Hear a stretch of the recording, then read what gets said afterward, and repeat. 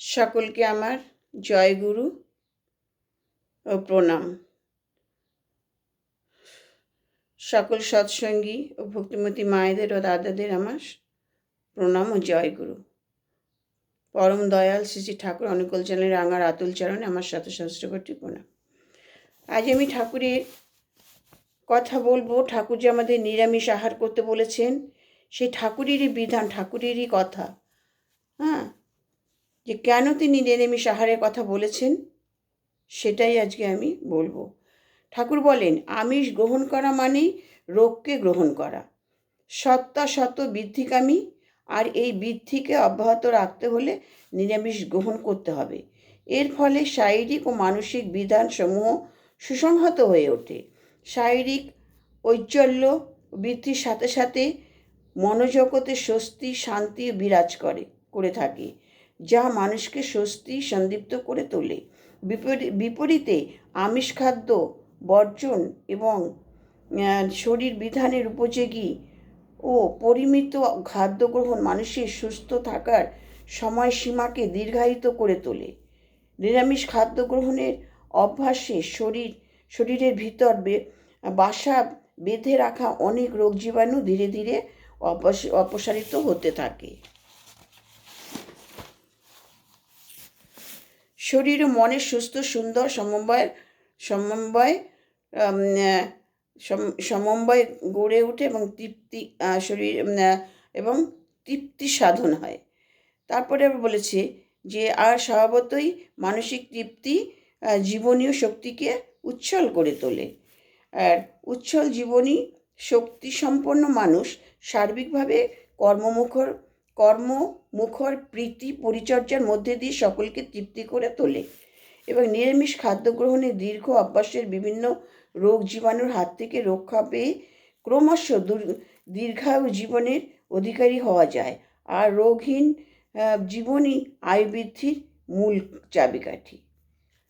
তাহলে যখন শরীরে রোগ থাকবে না, তখনই মানুষের আয়ু বেড়ে যাবে। এটা ঠাকুরের কথা। যে আর রোগ কখন থাকবে না?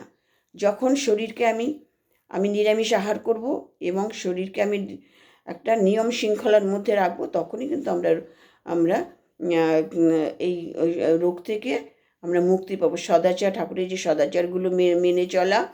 আর এই কারণেই কিন্তু প্রত্যেকটা ঠাকুরের যে ঋত্বিক দাদারা, ঠাকুরের দীক্ষা নিয়ে যে দাদারা আজকে পাঞ্জাধারী ঋত্বিক হয়েছেন, তারা প্রত্যেকেই এই ঠাকুরকে অনুসরণ করে, ঠাকুরের পথে চলে, ঠাকুরের উপদেশ মেনে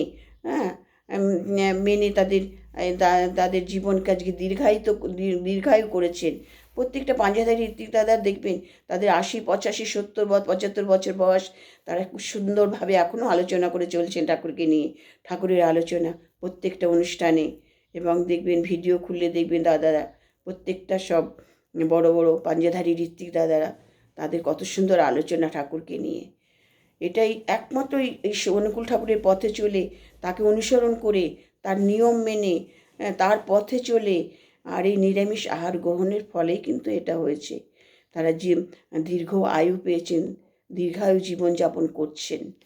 আবার ঠাকুর এই যে ইষ্টভীতি সম্পর্কে বলেছেন। আমরা আমাদের নিয়ম হচ্ছে ঠিক 30 দিনের দিন আমাদের ইষ্টভীতি পাঠাতে হয়। শ্রী শ্রী ঠাকুর নিতান্তই অশক্ত না হলে ঠিক দিনেই পাঠাতে হবে। ঠাকুর বলেছেন এটা, যে একদম ঠিক দিনে তোমাকে পাঠাতে হবে ইষ্টভীতিটা।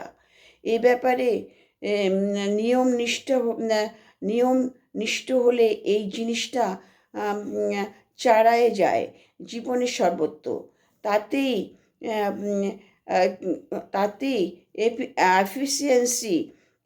এফিসিয়েন্সি ও দক্ষতা আসে, তাতে দক্ষতা আসে। এটা একটা মৌলিক ধর্মানুষ্ঠানের মূলক জিনিস কিনা। এতে গোলমাল হওয়া ঠিক নয়। তাতে সেই গোলমাল জীবনের অন্য ক্ষেত্রেও আক্রমণ করে।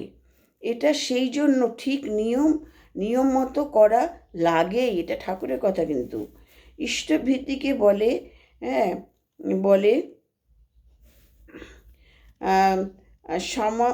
সামর্থ্যী যোগ, হ্যাঁ, একে বলেছে। এবং শরীর মানস একাগ্রতা, শরীর মানস একাগ্রতা সমস্ত সত্তার মধ্যে এর ক্রিয়া হয়ে থাকে। আমাদের জীবনে প্রত্যেকটা সত্তার মধ্যে এর ক্রিয়া হয়ে থাকে ইষ্টভীতি। এইটুকু করে বলে মানুষ অনেকখানি রেহাই পেয়ে যায়, এই ইষ্টভীতি করে বলে ঠাকুর বলেছেন। কারণ এই করার ফলে তার ভিতরে একটা শক্তি সঞ্চিত হয়, যা থেকে বিপদকালে রক্ষা পাওয়া যায়। এই কারণে ইষ্টভীতির কথা বলেছেন। ইষ্টভীতি মানে একটা মঙ্গলযোগ্য, হ্যাঁ, বিপদ আপদ থেকে রক্ষা পাওয়া যায়। এবারে একটা প্রতি পদক্ষেপে, হ্যাঁ, রক্ষা কবচ বলেছে এই ইষ্টভীতিকে, এই জন্য রক্ষা কবচ, মঙ্গলযোগ্য।